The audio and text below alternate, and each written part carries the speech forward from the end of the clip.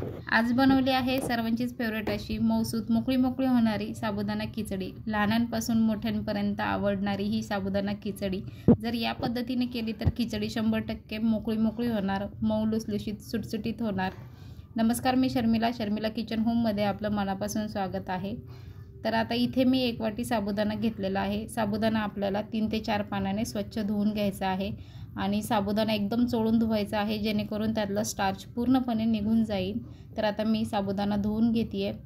हे बघा, साबुदाणा धुतल्यानंतर ना साबुदाण्याला अर्धा इंच इतकं पाणी आपल्याला ठेवायचं आहे। त्यानंतर 6 तास साबुदाणा भिजत ठेवायचा आहे। 6 तासानंतर ना साबुदाणा आपला एकदम भिजलेला आहे।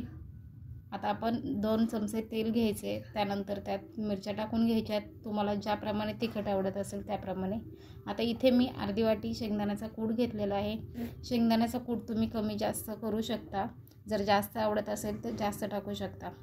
तर शेंगदाण्याचा कूट आपल्याला हलकासा लालसर रंग येईपर्यंत आपल्याला परतून घ्यायचा आहे।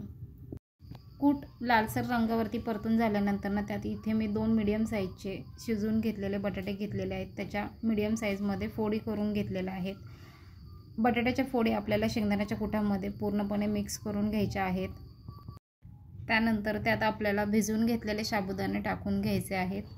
त्यानंतर त्यात चवीप्रमाणे मीठ टाकून घ्यायचं आहे आपल्याला आणि खिचडी आपल्याला परतून घ्यायची। खिचडी परतत असताना ती एकदम भाजी परततो त्या पद्धतीने परतून नाही घ्यायची। खिचडी आपल्याला खालच्या साईडला झाऱ्या घालून खालची खिचडी वरती करून घ्यायची आहे आणि दरवेळेस खिचडी परतताना ती अशी मोकळी मोकळी करून घ्यायची आहे जेणेकरून ती शिजताना मोकळी शिजेल या पद्धतीने। आणि खिचडी बारीक गॅसवरती एकदम 10 ते 15 मिनटं शिजून घ्यायची आहे। इथे मी झाकण ठेवलेलं नाही आहे।